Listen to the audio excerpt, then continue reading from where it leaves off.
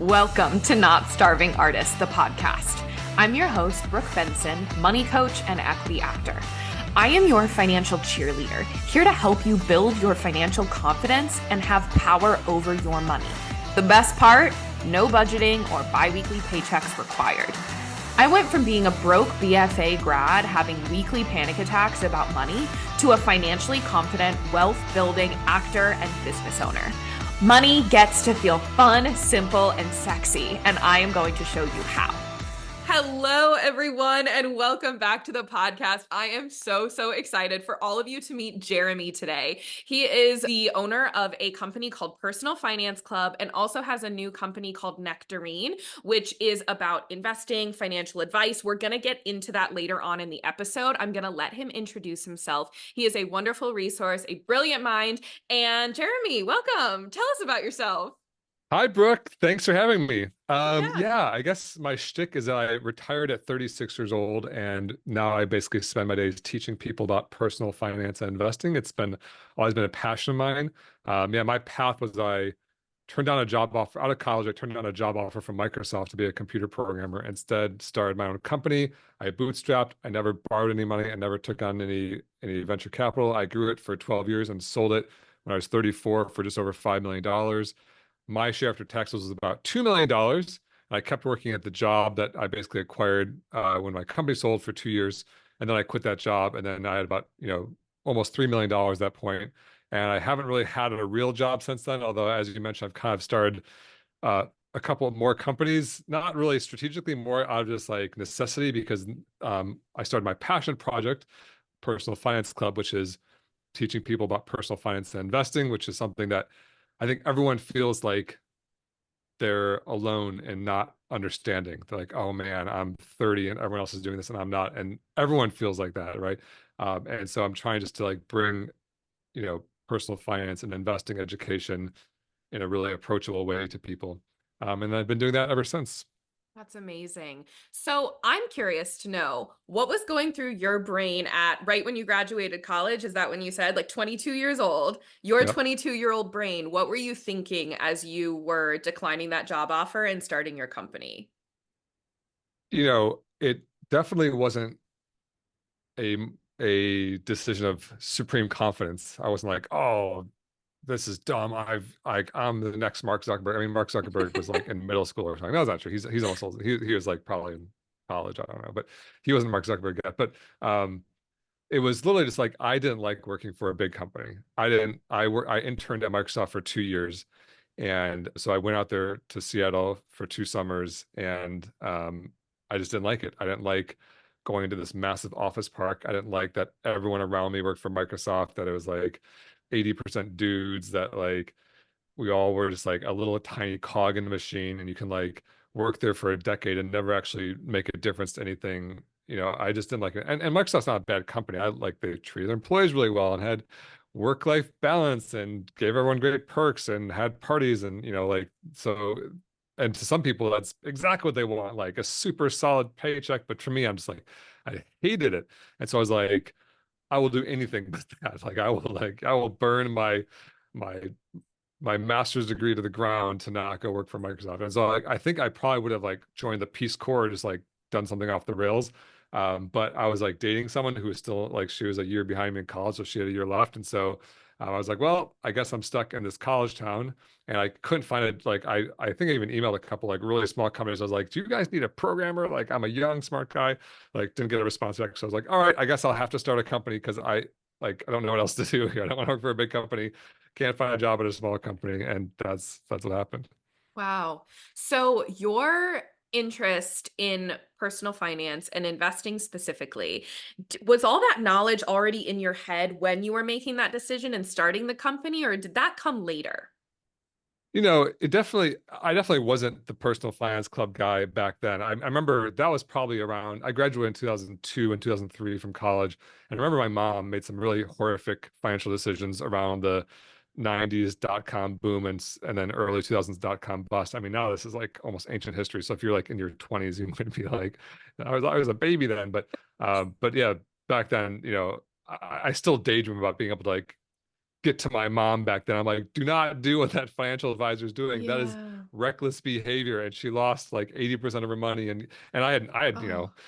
I didn't know anything. I didn't know it was good or bad. I assumed this guy in this tie who showed up to our house like was the expert or whatever. Mhm. Um, and so yeah, but still, I definitely, while I wasn't the expert back then, and to whatever degree I'm an expert now, but I definitely had a better head start than a lot of people. So, for example, when I was 17 or 18, I got my first like kind of on paper paid job, working at a summer camp. And my dad, when I got my first W-2 or whatever, he sat me down and said, "Hey, now that you have a W-2, you can contribute to a Roth IRA. One of the rules of the United States federal tax system is you can contribute to a Roth IRA when you have earned income." And so he basically gave me a gift. I made $1,200 something that summer. So he gave me a gift of $1,200. I still have this I've actually posted to my Instagram. I have a handwritten letter from my dad that's explaining this $1,200 gift to the Roth IRA. And Wow. so then we contributed, and then he's like, now that the money's in there, you have to pick mutual funds. And so we sat down at Fidelity's website and like scrolled through the mutual funds and looked at their Morningstar rankings or whatever we were doing back then, and I picked some mutual funds. And so it went. And so I was like, okay, and I had also like learned in high school about compound growth, and I saw some like exponential charts. I was like, okay, this is the strategy here. This is what you do. You like spend a little bit less than you make, you take the difference, you put into your Roth IRA, you buy some mutual funds, you get this compound growth. And that was like a lesson instilled in me like in my teens. And then when I was in my 30s and I'd sit down with my friends who were like, making good money, like gainfully employed working professionals or whatever, and I'd say, "Hey, how's your Roth IRA doing? What mutual funds have you chosen?" And I just get this like cricket noise and blank stare, and they're like, "What?" And I'm like, "What?" I'm like, "Oh, your investments." I'm like, "Oh, you didn't have this 17-year-old experience like I did." So yeah, while I didn't really deeply understand what I was doing, I definitely like had the seeds planted. That's amazing. So, we're going to get to investing, I promise everyone listening. Like, we are going to dive in. But because I know a lot of the people listening to this are also business owners, have their own companies, are in the freelance world, like bootstrapping it themselves, and like there's so much noise about all of that. I'd love to know what you were thinking, because you said like you did it without any venture capital, building your own business. What were your financial priorities and pillars as you were starting your own company? Yeah, that's a good question. And so I know, I mean, we're on Not Starving Artists here, and a lot of times you hear about someone who's like, "Oh, I got a job at Microsoft," blah, blah, blah. Like, most of my entire life, I haven't really had a solid paycheck. I've been scrapping, doing it myself. And so those first couple of years of business, when I was in my very early 20s, starting a company, I'm making air quotes now if you're just listening, not watching. I had no clue what I was doing. And yeah, I feel like today the startup community is much more well defined, and there are startup accelerators and incubators and competitions and coaches and like there's a kind of a path. If there was a path back then, it was totally not visible to me. Like I was going to like the library and looking at how to start a business in Michigan written by some guy in the 70s or something. um and so I didn't put together a deck. I didn't get venture capital. I didn't take some big loan. I just literally tried to make a product and sell it to people, kind of not that dissimilar from what a lot of artists do. And I would like knock on door, either literally knock on doors or like call people or email people or whatever it was. And I just was bootstrapping. And so, my first sale was to my old landlord, not even my current landlord, but a landlord I had, a year or two earlier in college. And I know that they just had a terrible website. Like they made it in like Microsoft Word and clicked save as web page and just uploaded it. And I was like, all right. So I actually made them a brand new website from scratch without asking them. I got their photos. I even walked around my city, Ann Arbor, and I would like take photos of the properties with like a slightly nicer digital camera and then put them on their website. So like Wow. there's included photography just to like wow them and be like, "Oh my gosh, like those are my properties," and a better photo that I've ever seen on a website that I've never seen. Like, what's going on here? Just to make a sale. And then I would do it with that, and then I would like do the entire thing and then email it to them. So basically, like it was definitely a scrappy hustle back then. And for the first couple of years, I made very little money. My first full year in business, I think my top line sales was $14,000.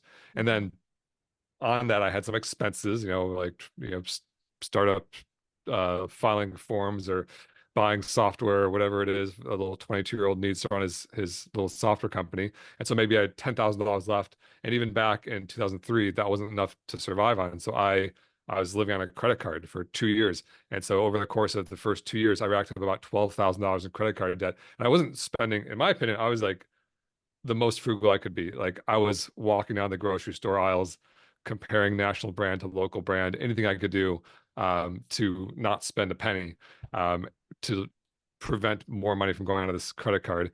And frankly, my backup plan was to like crawl back to Microsoft and beg for a job. And at the what they would have paid me, I probably could have paid off that credit card bill in, a few months or something. And so I felt like I wasn't being overly like reckless with my future, but I definitely was not in a solid financial position at the beginning. Okay, so two follow-up questions from that. One, during that time when you were in the red, right? During that first year especially, were you still investing? And then two, when you were in those couple of years where you were growing the thing, right? And you were seeing movement, but it wasn't fully affording your life at that time. What did you have times where your brain started to spin out, right? And you were like, what the fuck am I doing? And then how did you pull yourself out? How did you keep going? I'd love to know those two answers. The investing question, no, I had no money. I was worried Yeah. about like, can I afford cereal from the grocery store? Like the Roth IRA thing was just fully on pause. Mhm. Um, that's the nature of it. And still to this day, if someone asks me like, what are my priorities? Like first priority, get out of debt.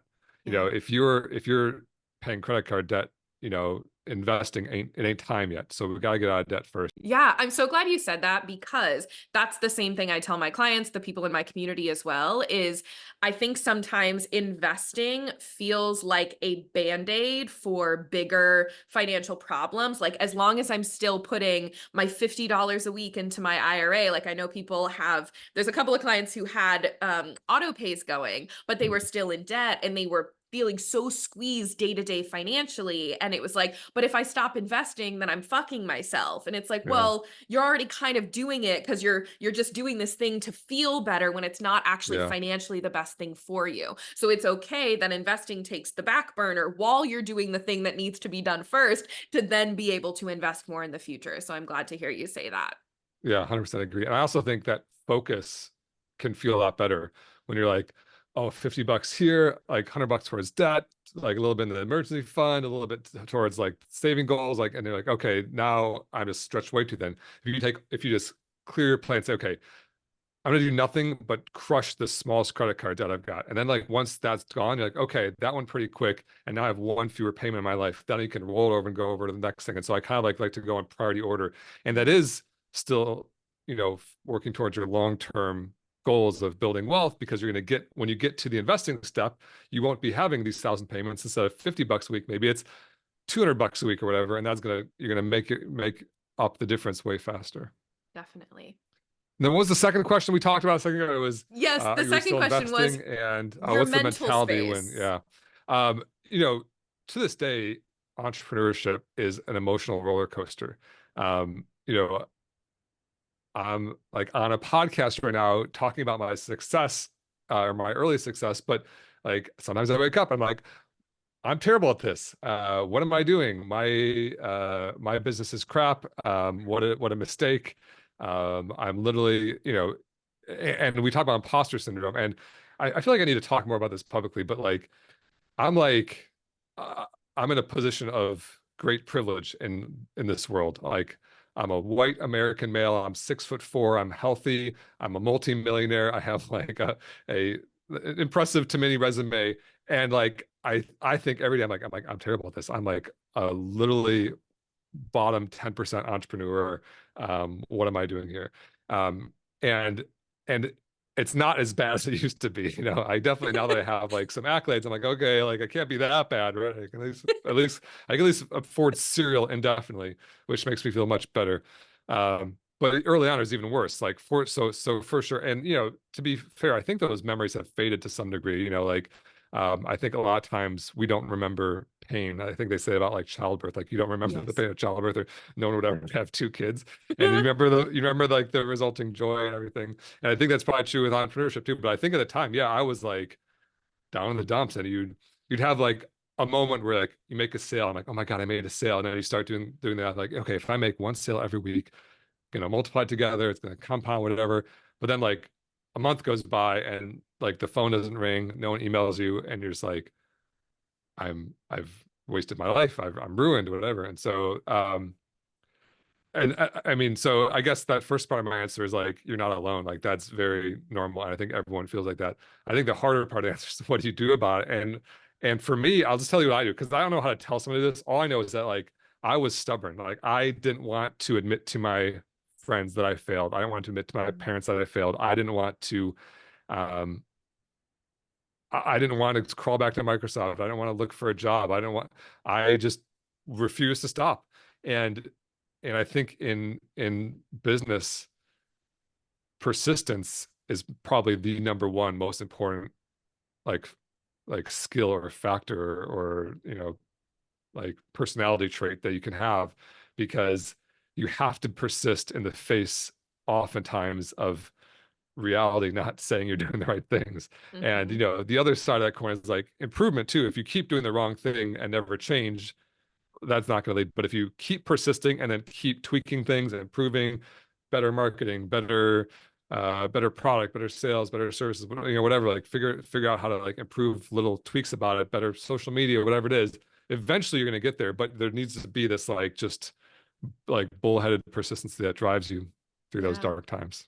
That's so good. You've also given a bunch of actors acting advice, right? Like all of that applies. So all the actors listening, apply that to your acting career too. It's true. I mean, I've heard like John Krasinski, the Jim from The Office, say how he was like he's a waiter for 3 years and like couldn't make it happen, and he was like literally gonna like call his mom and get a ride home and give up or whatever, and then then he got an interview or got an audition. They don't call it interview in acting, do they? Got an audition for the. I'm not an acting guy. Don't ask me, but yeah, I got an audition for The Office, and then obviously the rest is history. But I mean, and it's tough because when you're in that position I just like picture like you're walking through like a dark hallway that's just like pitch black, and you don't know if you take a step forward, you're gonna fall into an abyss, or is like the light right around the corner. You don't know at that moment, and so you don't know like, am I John Krasinski who's about to become Jim in The Office, or am I the guy that no one knows his name because like he's not on late night shows telling his story, right? And that's like the challenge. We don't know, and so you have to just persist and keep improving. Yeah. So when was your nail in the coffin moment where you were like, okay, I am John Krasinski, right? Or when you were like, I know I'm not going to ever have to crawl back to Microsoft. So like, was there a moment for you when that kicked in? And then when did the financial trajectory like flip, right? Where you were like, okay, I am going to start investing again. Okay, I am prioritizing that future stuff more than just like growing this business in the immediate now. Definitely not John Krasinski. So that I don't know, maybe I mean probably never, but interview me in 20 years, maybe at some point I'll be more successful. I don't know. And I never felt financially, the day I sold my company, my take home salary was $36,000 a year. And we had 7 employees, including myself, and everyone made more than me. And I was basically living on as little as like basically the same lessons I learned the first couple of years. I just kept doing that for 10 more years or whatever, 12 more years. And so I didn't feel like financially free then, but the day the wire cleared, I think is the day where I'm like, okay, there's $2 million in my bank account. And it took me years to really wrap my head around what that meant. Like, is that a lot of money? I don't know. Turns out Mm. it is a lot of money. But yeah, I think that's the day where I kind of felt financially more free. And then, but that said, a lot of people, like I said, I'm like a tall white dude telling people how to become rich. I'm like, easy, just sell a company for $5 million. But like, had I never sold that company, even making $36,000 a year, once I was making like more than 10,000 a year and got to 36,000, I was living on about 30,000 a year. And this was the years 2005 to 2015 or something like that. And so for sure, inflation has changed things a little bit, but like call it 45,000 or whatever it is. But I was like maybe making 45,000 living on 38,000 or whatever it is in today's dollars. And then with that money I wasn't spending, I was sticking to my Roth IRA. And so even taking home $36,000 a year, I was well on pace to become, a millionaire and beyond, you know, in the normal course of like my standard retirement age of 65 or whatever. And so I wasn't just being fully reckless, like someone's going to bail me out and give me millions of dollars one day. Like, I'm very glad it happened, but I still had plan A, which was like live below my means, invest, Roth IRA, index funds, grow wealth, and so that, and you know, that Roth IRA today has like $150,000 in it, and I haven't even been able to contribute to a lot of the time because I've made too much money. That's kind of getting into the weeds a little bit, but yeah, that was the plan, and I still do that. I still invest every year. Yeah. So when you said it took a minute for your brain to wrap around, like, oh my God, I have $2 million. We talk a lot in my community about money being so tied to emotions and mindset. And it's not just like, oh, I have money in the bank. Now I feel totally calm and at ease, right? There's so much more to that. So for you, when did that money start to feel real? Or when did it start to make sense what that would actually get you? And then I'm sure that leads into like where Personal Finance Club came to be. Yeah. I think it's still an ongoing process. I think, Sure. yeah, I think you're right. Money is really emotional. And I think that we don't realize how much like lifelong lessons are like baked into the fiber of our being. And so, you know, clear, like, you know, I know math, and I can see 2 million has a lot of zeros. And so I get that.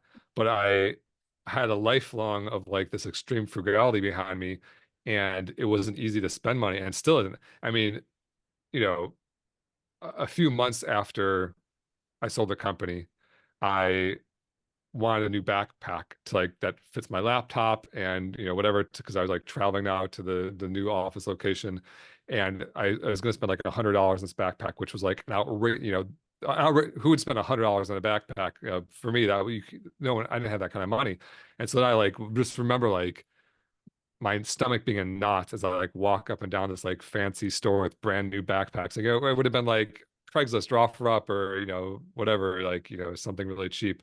And I finally did decide to pull the trigger, but I remember just kind of almost being sick over it. And $100 to 2 million is like nothing, you know, like it's literally like, you know, if you make 1% a day in the stock market, you have a 1% day in the stock market, which is like an average like volatile day in the stock market. That's $20,000, which is whatever 20 is that, no, 200 backpacks. Like I can't even get the number of zeros right, right? So like while the math was just dramatically in the this doesn't matter column, like the feelings were like I have a lifelong like behavior of finding this to be really like painful to spend money. And that goes almost to today. Like, it was literally within the last year I was flossing. This is like a new story. I was flossing with this little 8-inch piece of floss. I was like trying to like get in my teeth, and it was slipping out of my fingers. I was getting so frustrated. I said, I hate flossing because like this floss is too short. It slips out of my finger. And then I was like, didn't say this out loud, but I just thought for a moment. I was like, why is the floss so short?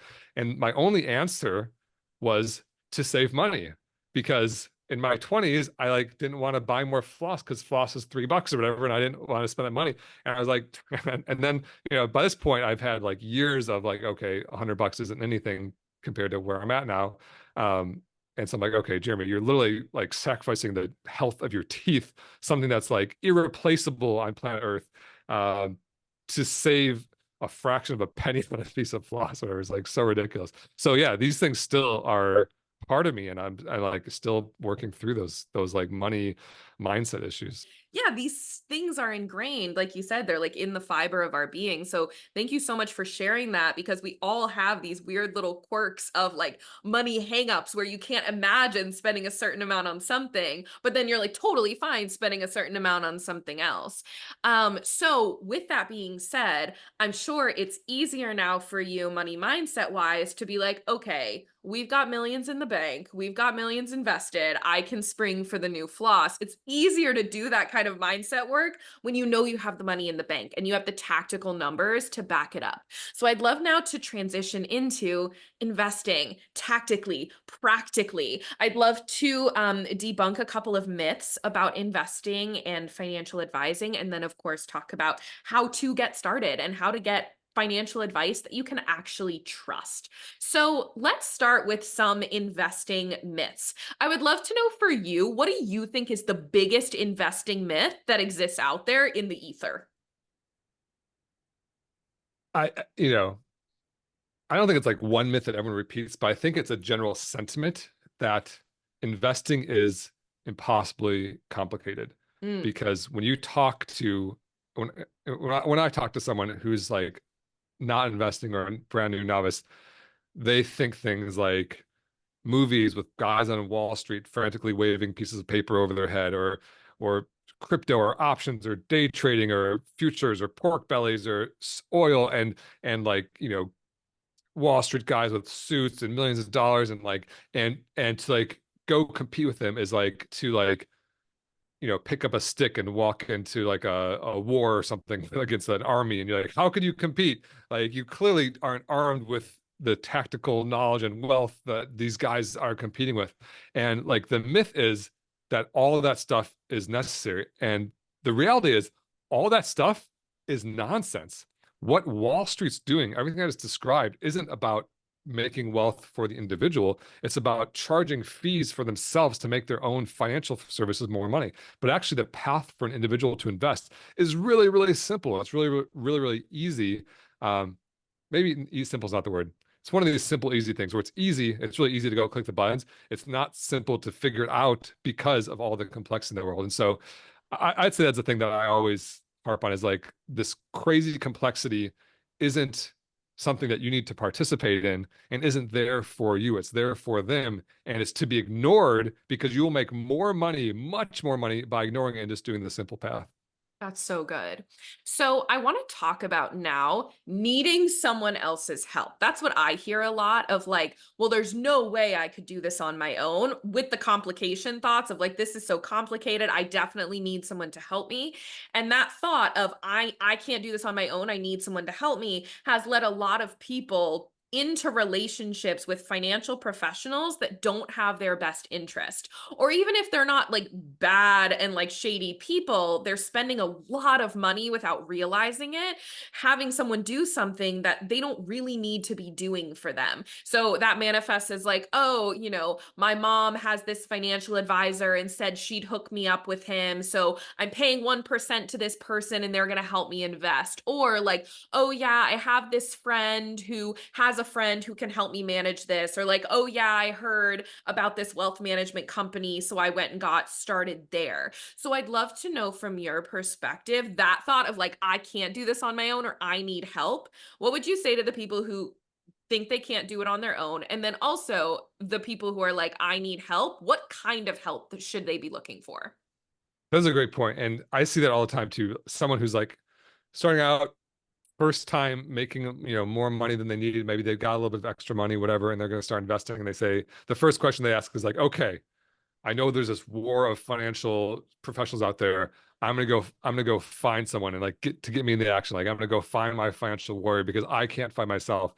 And so yeah, the question manifests like, hey, I'm making $500 a month extra. Like, I'm looking for a financial advisor to help me invest. And like, my brain screams, no, like, don't Please do that. no.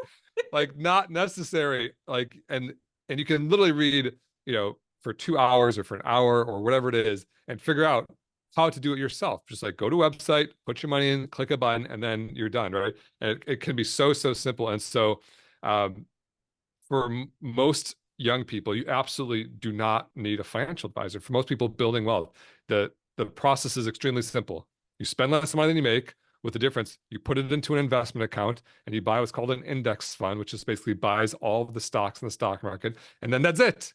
Because all the other nonsense about picking stocks and day trading and options and blah, blah, blah, like, that's all just to extract more fees from you. But if you just buy the index fund, you're guaranteeing yourself the growth of the entire stock market right back to your account at a very minimal fee.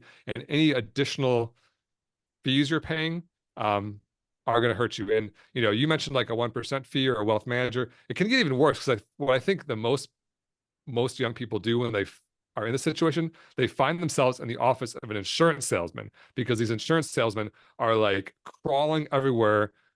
They're like realtors. They're just everywhere. They're putting their like business cards. They're doing everything they can do to get in front of these 20-year-olds, and then they are perpetrating this myth that this is an impossibly complex world. Oh, you don't want to get in the stock market. It's risky, and it's complicated. I've got you. I'm going to sell you this life insurance, and it's it's a loophole in the tax code, and it's got upside, and there's guaranteed floors and blah blah blah. And it's like the most horrific product. And it's like the worst thing a young person can do. It's basically it's burning money for decades before you even break even to what you started with, before there's any sort of wealth building. And so you're so far behind where you would be if you were actually doing the right thing. And so yeah, I'd say for people starting out, don't immediately run to a financial advisor just to hand over your money and have them do it for you, because that's going to serve you so much worse than just spending like a few hours learning how to do it yourself. Yeah. Can you say more about the red flags that people should be looking out for, like words, terms, things when it comes to that insurance sales world, right? Like, what are, because a lot of these things that you hear, it's not like, I'm selling you this life insurance that you should be worried about, right? It like sounds like this amazing thing. So, like, words, buzzwords, red flags to be looking out for when people are hearing that kind of stuff. Yeah. I mean, unfortunately, they often don't call it life insurance Right? because they're liars. I feel very strongly about this, and I'm just a rich dude who's spouting out his mouth so I can say whatever I want. But I've never met a group of people so dishonest as this like these permanent life insurance salesmen. And so I'm gonna rattle off as many buzzwords as I can, um, but it will not be comprehensive because they're constantly changing, because they know they're running a scam, and that as soon as the word gets out that this buzzword's a scam, then they just change the name to something else. And so, the umbrella topic that covers all this is what's called permanent life insurance or cash value life insurance. They use both those. Also, it's called indexed universal life insurance, variable life insurance. They use the term unlimited or infinite banking, which is sometimes they call it bank-owned life insurance. There's a new one called MPI. There's life insurance retirement plan, or LIRP. There's they keep trying to and they keep trying to change and take the word life insurance out of it, or add the word index. Yeah, whole life, cash value, permanent, index universal, variable universal life. Anything that is like in this world, and if it sounds like something you've never heard of before, it might be a new name for this thing that they're just reselling, which is a very expensive contract with an insurance company where you pay huge commissions to the agent when they sell to you. Then you pay huge fees to the insurance company. Then you pay huge cost of insurance, and then you pay profit, and then you pay the monthly fee and the statement fee and the index fee and the cost of insurance. And after they fee you to death, the little nugget of your cash that remains, they say that grows without fear of loss, even though you've already lost most of your money to all the fees. And then that's what they pitch you on, but it's terrible. So yeah, avoid that, in my opinion. I'm so glad you said that. It reminds me, when you're hearing these pitches, it reminds me of the uh people trying to sell you timeshares, where they're like showing you all of this math, and they're making the math say something that looks nice, but it's like forgetting a lot of other stuff. So if it's confusing to you, that's a red flag, right? If they can't say it succinctly in like 3 sentences, run, run, run, run. I'm so glad that you brought that up. So now, one other thing I wanted to say about this is always following the money of like how people are getting paid. Because So true. people come and they're like, well, yeah, like I'm like, how much are you paying for your advisor or your fee or whatever? And they're like, oh, well, I don't pay anything. And I'm like, you are paying somewhere. These people are not working for you for free. Follow how they're getting paid, and that's going to give you a clue into like, is this actually the best for you? Free things are usually not the best for you, like blanket, because someone has to get paid from somewhere. That is so true. And you kind of hinted it earlier on, talking about how to find a good financial advisor. And I say there's always like two huge problems with the financial advice industry.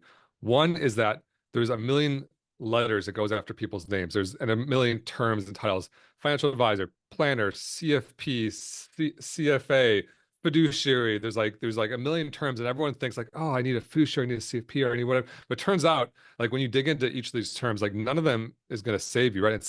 And the insurance salesmen know this, right? And so they'll They'll all say they're fiduciaries, which is a lie. A lot of them are getting their CFPs just so they can sell you insurance, right? They like wear two hats. They're like, I'm a fiduciary and I'm an insurance salesman, and I can switch between them without telling you when I'm acting as which, right?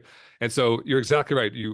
So the first problem was like these letters, which is like none of them are going to save you, even though people follow them. The second problem is the business models. And the business models is both the problem and the solution, because most of the business models are hurting consumers. For example, like you said, if you're buying a financial product and they say, oh, there's no cost, then there's for sure a cost, right? They're getting a commission on the back end. They're charging you fees. It's all getting taken out of your investment, which is leaving you dramatically less money than if you were investing in a different way, right? Or there is a type of advisor called a fee-only advisor, which means they don't take commissions based on what they sell you, which is way better, by the way. But instead, most of them do what's called an AUM fee, or an assets under management fee. And so you hand over your money, they put it in whenever they think is the best for you or for them or for whatever. They're not taking fees, but I say for them because they want to basically make sure you don't fire them and take your money out of there. But then they're taking 1% per year, which is better, but there's a few problems. One, they basically won't work with you unless you have $250,000 or $500,000, because if you have like $10,000, 1% of that's $100 a year, and they can't do it for $100 a year. And then two, it's actually kind of devastating when you do the math over time, over long periods of time. If you're 60 and you want a money guy that's just going to be at your beck and call, and you've got a lot of money, like it's less of a big deal to pay 1% then. But if you're 20 or 30 or 40 and you've got a 40+ year investing time frame in front of you, that 1%, actually the math behind it is pretty bad. It can cost you, like if you would have had $3 million, you might have $2 million or something like that. That's like, pretty bad. And so what I like to do is ask the financial advisor, how do I pay you? And can I pay you with a credit card? If they say, oh, my service is free, or we make money when you make money, or my company pays me, or I've heard all these like crazy lies.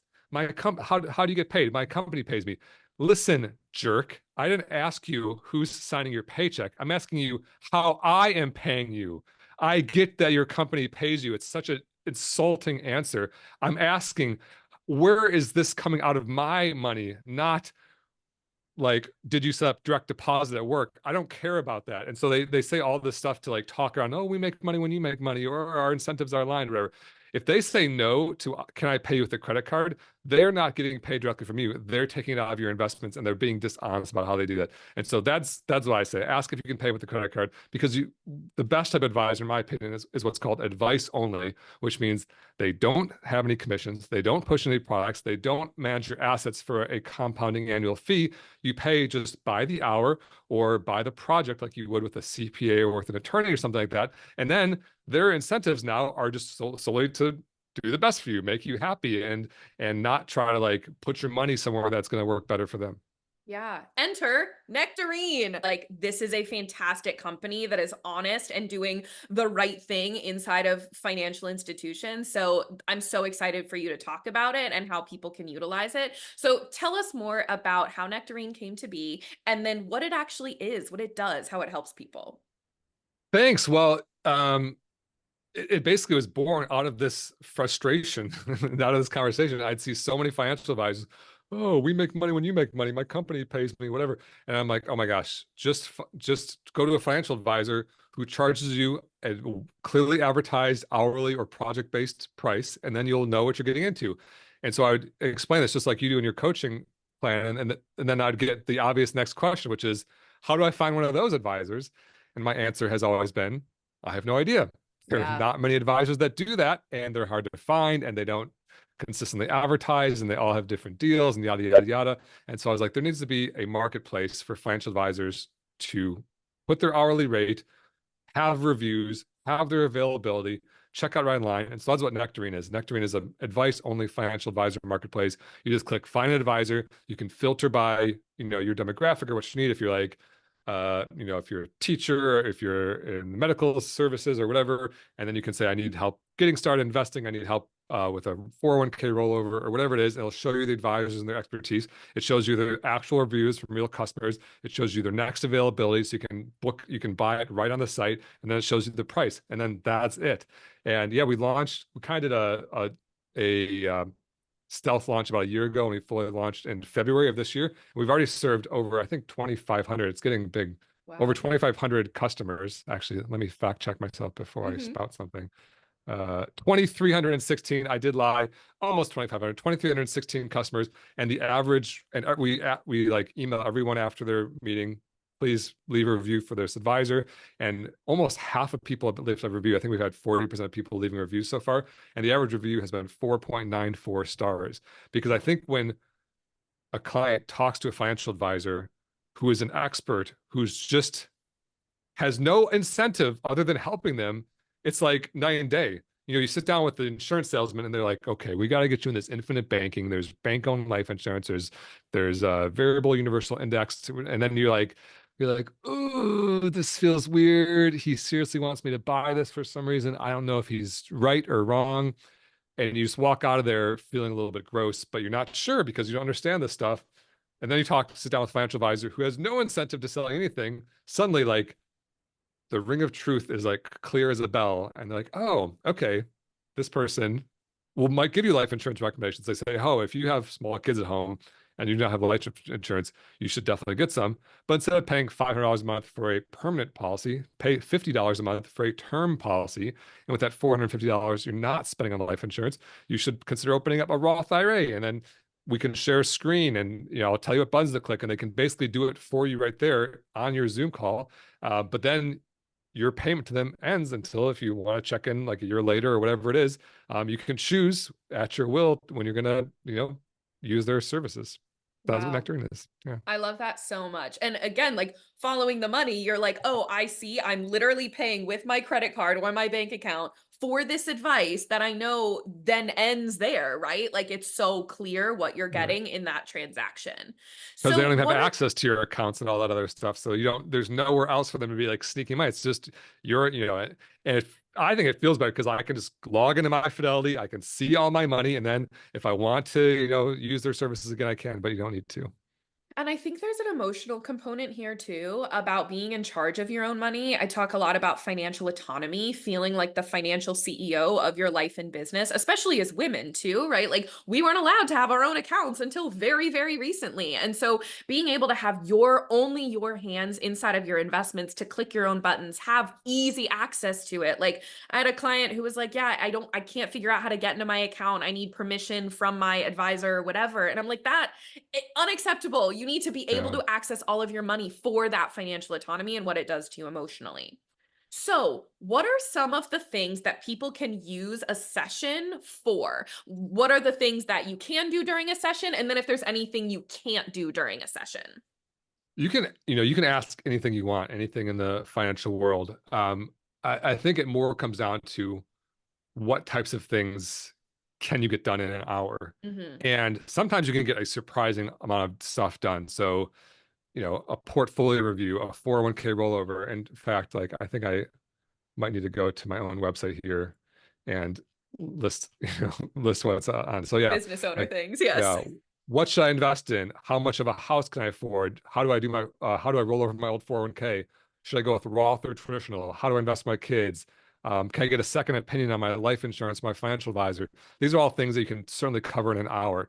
Some of the things that are a little bit harder to cover in an hour are things like, when can I retire? Because that's like, okay, wait a minute, like, what's your income? What's your expenses? What's your, different accounts? What's your mortgage? There's like a lot of different pieces.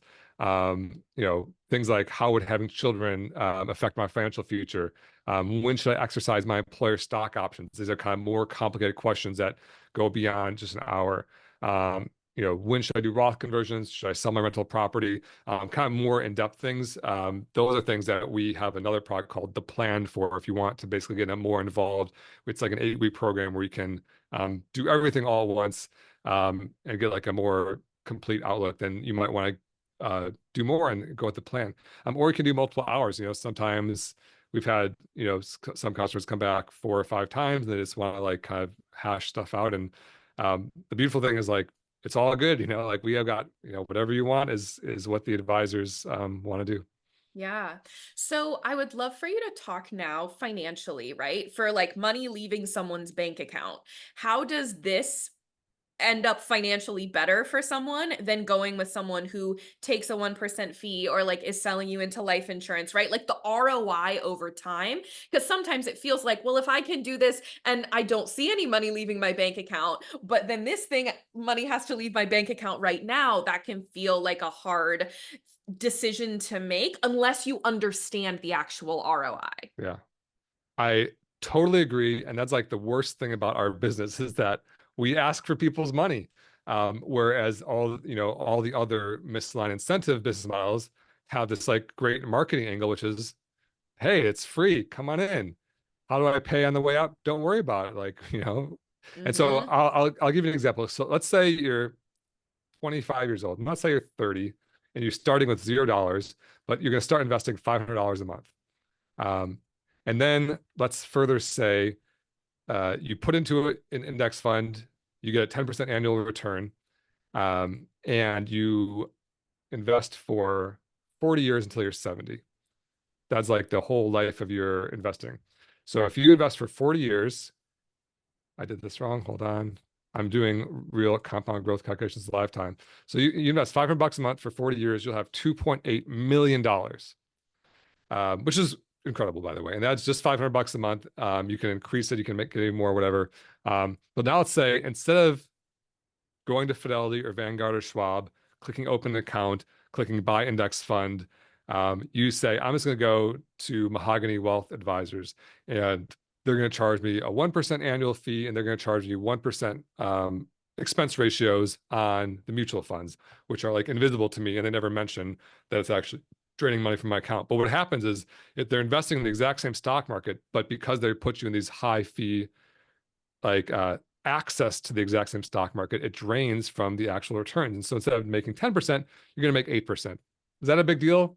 Well, at 8% over that same 40 years, instead of $2.8 million, you end up with $1.6 million. So the difference is $1.2 million of money that you would actually have in your own Roth IRA, 100% tax-free to spend on whatever. And, for sure, 1.6 is much better than like zero. So going to a 2% advisor would be way better than not investing. But there might be no more valuable few hours of your life than like learning how to do this on your own to bridge that gap, right? So the delta there is $1.2 million. Now on the flip side, let's say you're a gigantic Nectarine fan, and every quarter, once you're one of our best customers, you come back every single quarter, so you're going 4 times a year. That's $600 a year times that same 40 years. You spent $24,000 over the course of your career on these hourly fees. $24,000 versus 1.2 million. I'm going to do the math here. It's 2% of the money. It's like 98% less spending the hourly. And so, this is obviously a 40-year thing, painting with a broad brush.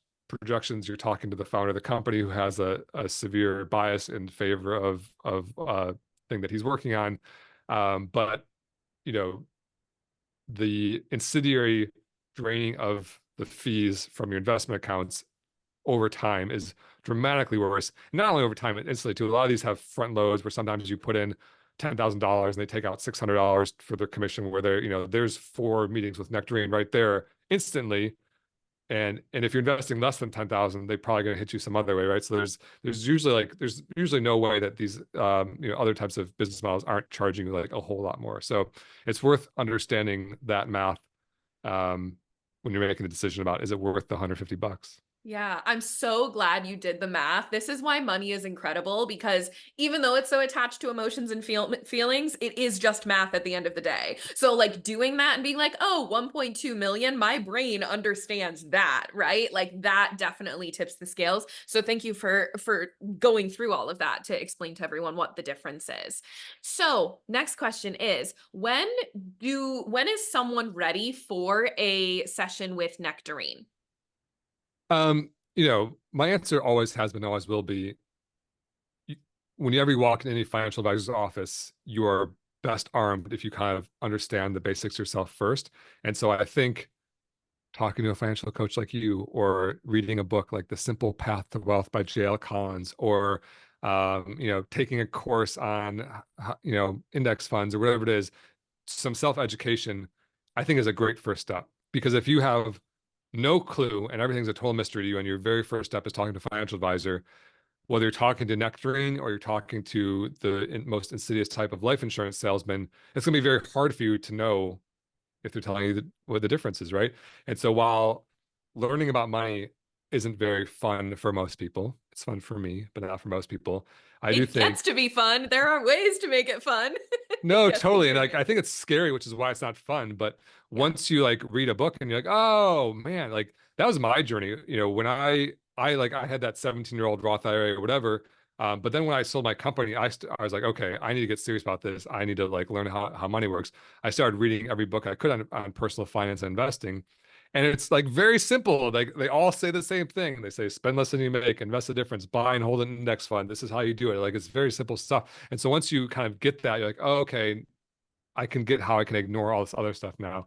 So yeah, I'd say always start with self education. But you know, um, but if you're a beginning investor and you want help clicking the buttons when you're buying your first index fund, like any Nectarine advisor would just crush that and be able to help you. And it might be like one of those things like, hey, if you get started on the right foot and get set up right at the beginning, that could set you on a trajectory to make much more money over time. And so and the real answer is, whenever you think you need one, right? If you are good, don't need one, then don't buy a session. If like a couple years goes by and you're like, ooh, I've got a weird situation with a work bonus, or I've got an inheritance, or I've got a 401k or a tax thing or whatever, then grab another session. Yeah, so good. So when we're talking about getting a session too, I think one of the benefits emotionally that could come from it as well, not just tactically and practically, is it's nice to have someone who is an expert say, yes, you are on the right track, or here's the things to do. Thumbs up.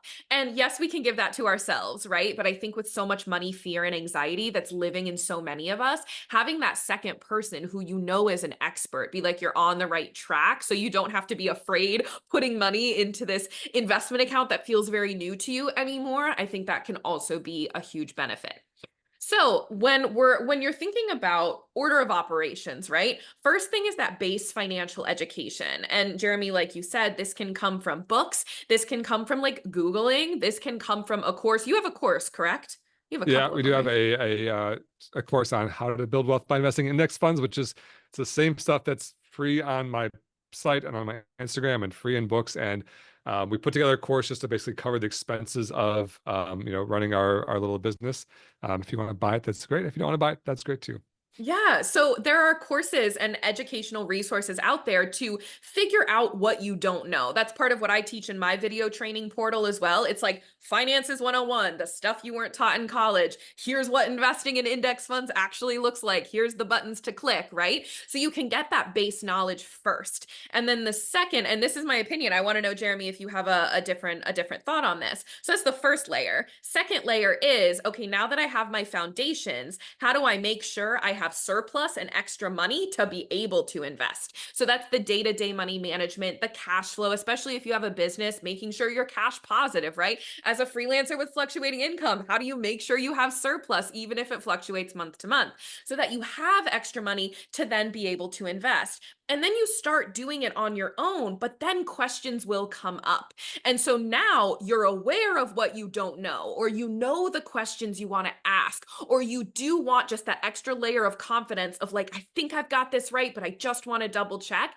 Then moving into getting a session to talk with an expert to be like, yes, here's how I want to move forward, or I have this specific thing. But then after that, then you're just off running. And then maybe you come back to a money coach to get your emotional stuff checked when you're like, oh, I have multiple millions of dollars in my bank account and I've got extra stuff mentally coming up. Great. Then you can do that more emotional coaching. But that's what I believe the order of operations financially, because every financial expert is niched in one of these specific areas, right? Normally you don't have one financial person that can do all of that for you. So I'd love to hear your thoughts on that, or if you have any differing opinions. Yeah, I love that. I mean, it's kind of the same I was saying, which is starts kind of with the self-education, and you'll, if you're armed with the specific questions. Like, okay, now rather than just like, what do I do? I have a job, here's my open palms. Like I have this much, what do I do? That's going to probably be less successful than, okay, it's kind of like when you take a test in high school or college, I'm always so much more invested in seeing the answers. Like after the test, I want to see what I got wrong because you've like tried first. And so I think, whereas just having someone tell you what to write down, there's like no learning that goes on, right? And so I think that trying to do it on yourself, on your own first, learning, figuring it out, and then you're armed with questions, and you say, okay, hey, I chose the ticker VTI here. Is that the right thing if I'm using Fidelity? I think so because I read this, and then the expert's like, "Yep, absolutely. That's an ETF. All ETFs trade free on Fidelity. That's 100% fine. That's like a perfect choice." And you're like, "Okay, And whereas just saying, "What should I invest in?" And they say, "Invest in VTI." You're like, "Okay," and you don't really know why or anything. And so, yeah, I like that. And being armed with those questions makes kind of solidifies your own you know financial fortress and the base of your financial life. Yeah, so good. Okay, so as we end here today, is there anything that we haven't touched on yet that you think is important for the people to know? I mean, this kind of almost relates to what you're just saying too, but I always go back to my two rules of personal finance, which are very simple because the world of finances can seem very complex, but really it's very simple. Rule number one is to live below your means, spend less money than you make. And rule number two is invest early and often. And all the other stuff we hear is either straight up nonsense or just like fine tuning details. If you do those two things, you spend less than you make, you invest the difference. And I know like there's like, you're like a mindset person. There's variable income and there's details to be worked out there. Like, okay, what if I, have a big sale now and I have 2 months without thinking, you work on that. But you got to spend less than you make. And then with the excess, invest early and often. If you do those two things, you'll be fabulously wealthy, even if you're getting some of the details wrong. If you don't do those two things, you'll be broke. And so broke people aren't broke because they chose the wrong index fund. Broke people aren't broke because they chose ETF instead of mutual fund. Broke people aren't broke because they, categorize their budget wrong. Broke people are broke because they spend more than they're making consistently. And then they're like, okay, I've got a car lease, a credit card loan. I just bought a too much house. What should I do with my Roth IRA here? I'm like, whoa, you've not done rule number one. You're spending beyond your means. You gotta do rule number one, live below your means. You gotta do rule number two, invest early and often. And then we can start talking about the fine tuning of the details.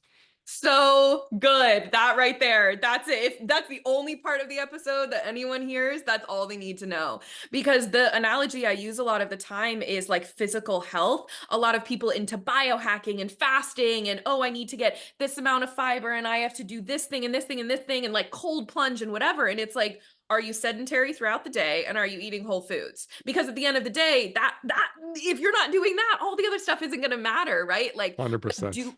Doing the basics can feel so anti-dopamine, right? It's like, this is it. This is all I have to do. And it's like, no, really, that is all you have to do. So I'm so glad you ended with that. So Jeremy, where can people find you if they want to learn more, if they're interested in your course, if they want to book a session on Nectarine? Tell them where to find you. Yeah, the whole like the financial education business is called Personal Finance Club. It's at personalfinanceclub.com. And most of the content we make is on Instagram at Personal Finance Club. And then Nectarine is at hellonectarine.com if you want to talk to an advice-only financial advisor. Amazing. And all of those links will also be in the show notes, so you can click them down there. Thank you, Jeremy. Thank you so much, Brooke. It's been a pleasure. Thanks so much for tuning in. Come join me on Instagram for more on how to build a simple, sexy relationship with your money. My Instagram handle is at notstarvingartists. And if you want to dive deeper with me, head to the show notes to learn more about one-on-one coaching. If you love this episode, subscribe, leave a review, and share it with a friend that you want to get rich with.